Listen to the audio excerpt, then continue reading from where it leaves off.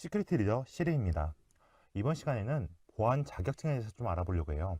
여러분들 보안 업무 하실 때 보면은 자격증이 상당히 중요합니다.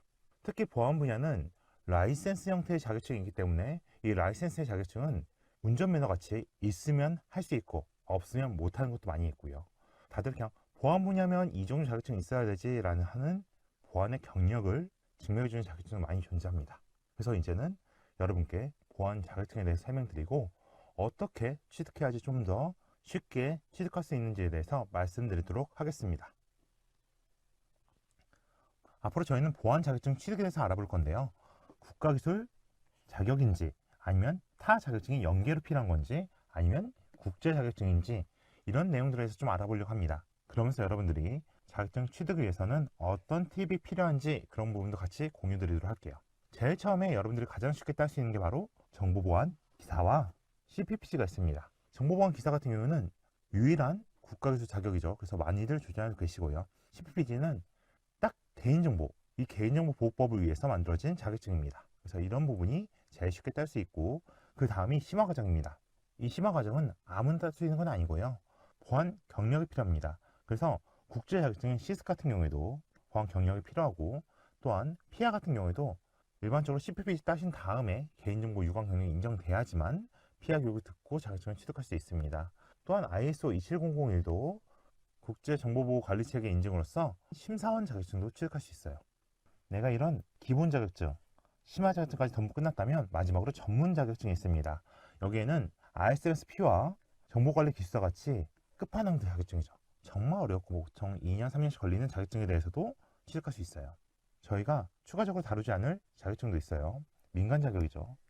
리눅스 마스터라든지 디지털 포렌식 같은 경우도 국가 공인 민간 자격이긴 하지만 저희는 그 전에 이제 국가 기술 자격이나 업계에서 많이 인정받는 자격증들이 많기 때문에 그 자격증 위주로 좀 알아보려고 합니다.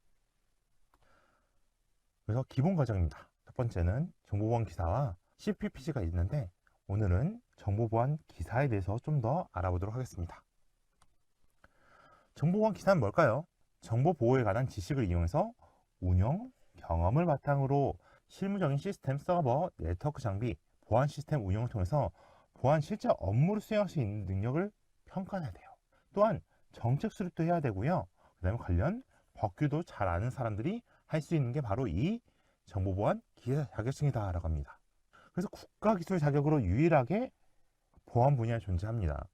국가기술 자격이 기술사, 기사, 기능사 이런 기준이에요. 그러다 보니까 보안 기사가 거의 국가 기술 자격이 유일합니다. 물론 산업기사도 있어요. 그렇지만 같은 계열이라고 보고요. 보안 기사, 산업기사 부분이 국가 유일한 보안 자격증을 보시면 될 것 같습니다. 그래서 시행은 KCA에서 합니다. 한국방송통신전파진흥에서 하고요. 기존에 키사에서 하던 곳이 KCA로 넘어왔습니다.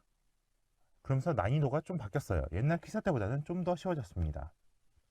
매년 6,000명에서 7,000명 정도가 응시자가 도전하고요. 아까 말씀드린 것처럼 국내 유일한 보안 분야의 국가기술 자격이라는 부분이 상당히 메리트가 있습니다. 필기 40% 정도 합격률이고요. 실기 20% 정도의 합격률입니다. 그래서 그렇게 아주 어려운 시험은 아니에요. 이게 매년 통계입니다. KCA랑 나무위키에서 좀 나왔고요. 보시게 되면은 필기 합격률이 전반적으로 한 40% 정도 돼요. 30% 후반에서 40% 되면서 좀 효율적인 취득이 가능해졌고요. 하지만 문제는 실기에 있습니다. 극악의 난이도죠. 막 3%, 8% 찍은 적도 있습니다.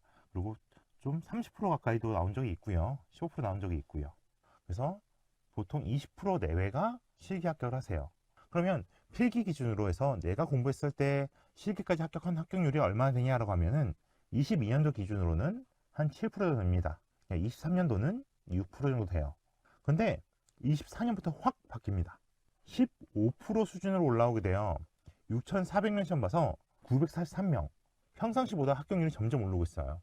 기존에 정보보안 기사가 너무 어렵다는 평가들이 많기 때문에 이 부분이 좀 개선이 되면서 많이 바뀌었습니다.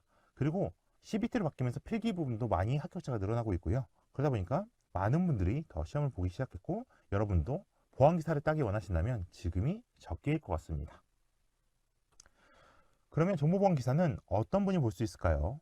산업기사 등급을 따신 다음에 1년 이상 기능사 3년 이상, 그리고 정보처리기사 같이 다른 종목에 대한 기사가 있으신 경우에는 취득 가능하고요. 대학의 졸업 예정자라고 되어 있습니다. 그러다 보니까 4학년생들이 제일 많이 따요.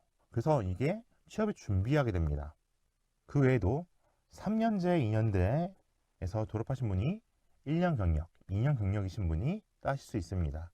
또는 내가 이러한 대학에 나오지 않더라도 4년 이상의 실무 경험이 있다면 정보보안 기사에 응시하실 수 있습니다. 시험의 검정 방법과 출제 기준에서 알아볼게요. 필기시험은 객관식입니다. 5과목에 대해서 100문제 시험을 보고요. 합격 기준은 60점이에요. 이 시험은 100점을 맞는 시험이 아닙니다. 60점 맞으셔도 충분합니다. 시험 시간 2시간 반이고요. 그 다음에 1년에 3번의 기회가 있습니다. 주로 어려워하시는 부분이 시스템 보안과 그리고 개인정보법이 들어간 법률 부분이에요.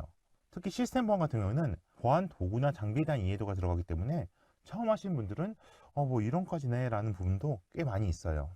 그리고 개인정보보호법 같은 경우는 법률이 계속 바뀌잖아요. 그러다 보니까 법률에 대한 이해도를 계속 추적해야지만 더 잘 따실 수가 있습니다. 이 시험은 난이도는 사실 2개 정도예요. 별 2개. 내가 생각하면 너무 어려운데 라고 생각하시는데, 저희가 기준으로 별 2개는 사실 저희가 앞으로 다룰 정보관리기술사가 별 5개입니다. 그럼 최고 난이도를 별 5개라고 했을 때 학생들이 딸 수 있는 수준이기 때문에 2개 정도로 생각을 하고요. 근데 문제는 범위가 너무 다양하고 넓어요. 하지만 불가능하지 않고 수험서만 잘 읽어도 보안 경력 2년 이상 되신 분들은 거의 다 딸 수 있는 수준입니다. 다만 학생이라면 별 하나가 추가돼요. 왜? 경험이 없거든요. 이게 보안 장비 운영이라든지 실제 법률이라든지 트렌드를 알면 더 유리한데, 그런 부분이 없다 보니까 난이도가 하나 증가됩니다. 근데 이분들도 필기 수험서만 열심히 다독하면은 얼마든지 합격 가능해요. 문제는 비전공자라면 한 개 더 추가해요. 저희가 현업 일반적인 사람들이 기술사를 따는 게 별 5개로 쳤을 때 비전공자가 느끼는 보안기사는 꽤 난이도가 높은 편입니다. 왜 그러면 용어부터가 어렵고요. 그 다음에 경험하지 않았기 때문에 이게 어떤 분야에 어떻게 사용되는지 잘 몰라요. 그런 부분 때문에 난이도가 좀 올라갑니다. 그런 분들에게 추천드리고 싶은 거는 바로 수제비입니다. 이 수제비 정보보안 필기 기본서 같은 경우는 좀 쉽게 적혀 있어요. 애초에 최단계 합격을 위해서 핵심 내용만 수록되어 있습니다. 너무 불필요한 내용들이 많다 보니까 그런 부분들을 쫙 줄여서 시험에 합격할 내용들 위주로 좀 적혀 있습니다. 그 외에도 커뮤니티가 좀 잘 되어 있다 보니까 커뮤니티에서 문제라든지 암기 노트들도 계속 제공되고 있어요. 현재 정보처리 기사 같은 경우는 이 수제비가 제일 높은 브랜드로 많이 합격하시고 1위 브랜드죠. 그만큼 이 커뮤니티 관리가 잘 되어 있습니다. 또한 IT 비전공자 입장에서 최대한 쉽게 쓰였기 때문에 내가 만약에 기본기가 좀 부족하다, 내가 기본부터 다시 배우고 싶다라고 하시는 분들은 수제비 정보보안 기사 필기 기본서를 통해서 좀 쉽게 하실 수 있어요. 암기 기법부터 해서 그다음에 용어 설명, 학습 포인트 같이 좀 쉽게 안내가 되어 있습니다. 그래서 이 수제비를 보시면 좀 유리하고요. 수제비가 아무리 쉽게 풀어졌지만 그래도 어렵다고 하시는 분들은 이 참고서를 같이 읽으시면 좋아요. 키워드를 정리한 정보보안 119라는 책인데요. 이해를 돕기 위해서 119개의 정보보안 키워드에 대해서 들어가 있고, 정의에 대해서 모든 용어들에서 관리가 되고 있습니다. 그리고 업계에서 실제 사용하는 언어랑 솔루션이랑 그런 정보들도 같이 들어가 있어요. 그래서 수험서만으로는 다루기 어려운 부분들도 조금씩 포인트 들어갑니다. 그럼 나중에 이 부분은 실제 여러분들 업무를 수행하실 때도 많은 효과를 보실 거예요. 실제 이 책은 출시 후 3달 동안 1위로 베스트셀러로 계속 유지가 됐었습니다. 그래서 이 책도 참고서적으로 이용하시면 좋고요. 그러면 이제 여러분들은 어떻게 시험 공부를 해야 될지, 출제 기준이 어떻게 될지 좀 알아볼게요. 아까 난이도가 별 2개라고 했잖아요. 근데 왜 다들 쉬운데 나만 어려워 라고 생각하시는 분이 계실 수 있어요. 이유는 한 가지입니다. 너무 범위가 넓어요. 시스템, 네트워크, 애플리케이션, 정보보안 일반, 그 다음 법률까지 이 많은 내용을 전부 다 알고 있어야 돼요. 난이도 자체는 높지 않은데 결국은 범위가 넓다 보니까 내가 감당이 힘든 거예요. 짧은 기간 내에. 그럼 어떻게 해야 되냐? 시험에 나올 부분만 공부해야 됩니다. 어떻게 해요? 효과적으로요. 이 부분이 바로 출제 기준이에요. 목차. 시스템, 네트워크, 애플리케이션, 정보보안 일반, 관리 법규. 근데 딱 이 5개만 공부하면 돼요. 결국 시험에 나오는 건 이 5과목입니다. 그렇게 어렵게 준비 안 하셔도 돼요. 그래서 이 5과목만 잘 객관식으로 준비하시면은 효과적으로 보실 수 있습니다. 다양한 포인트에 대해서 출제가 됩니다. 하지만 시험에 나오는 부분은 한정적이에요. 이거 볼게요.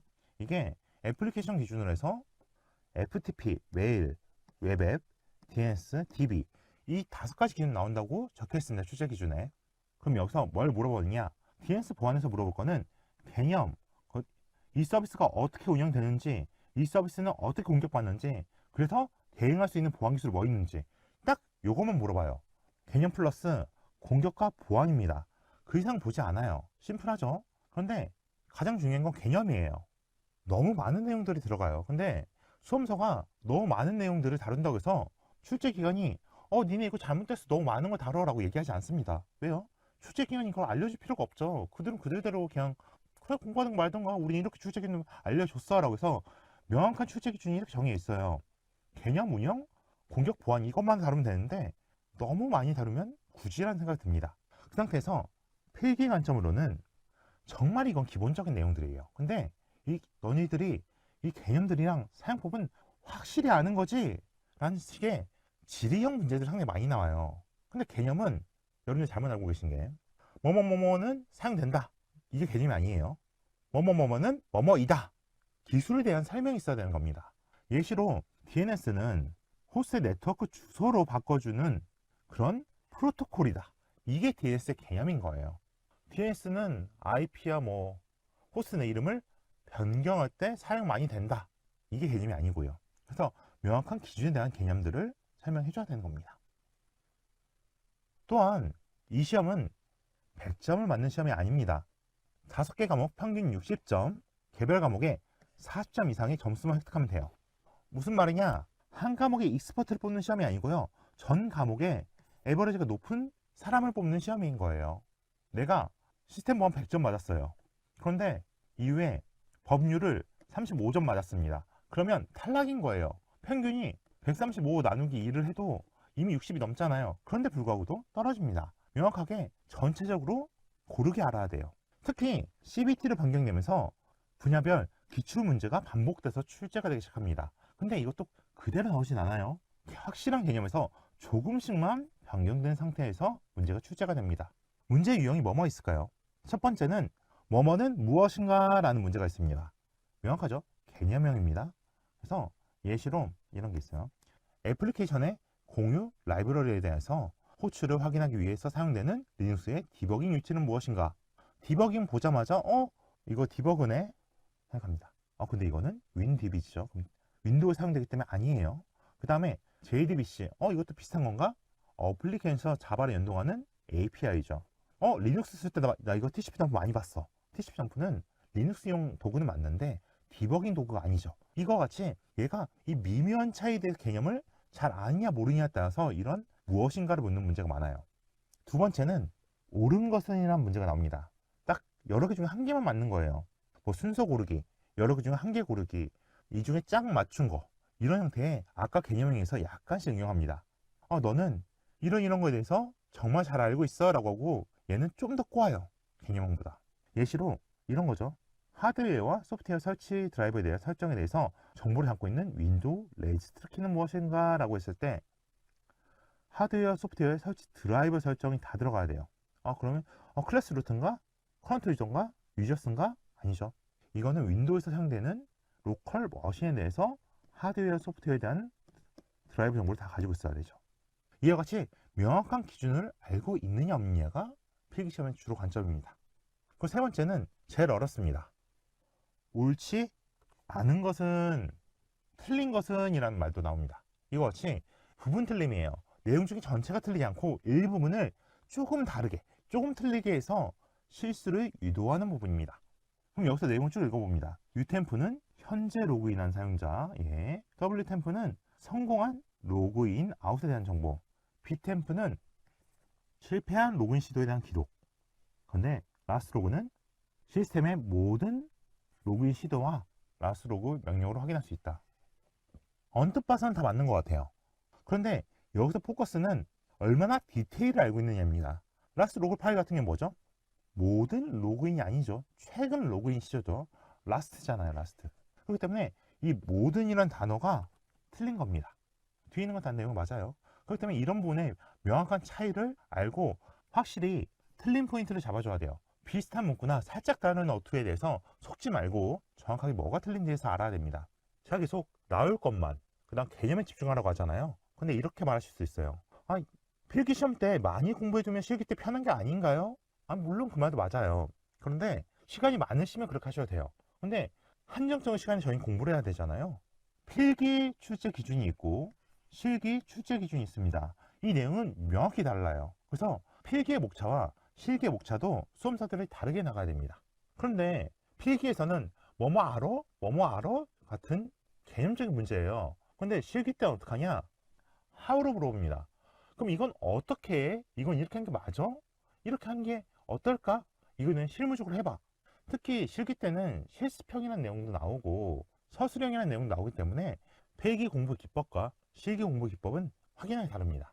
그렇기 때문에 필기 시험 때 과도하게 많이 할 필요는 사실 없어요. 자격증을 따기 위해서라면 실기 때 좀 더 집중하는 게 필요합니다. 그런 포커싱을 잘 하셔야 돼요.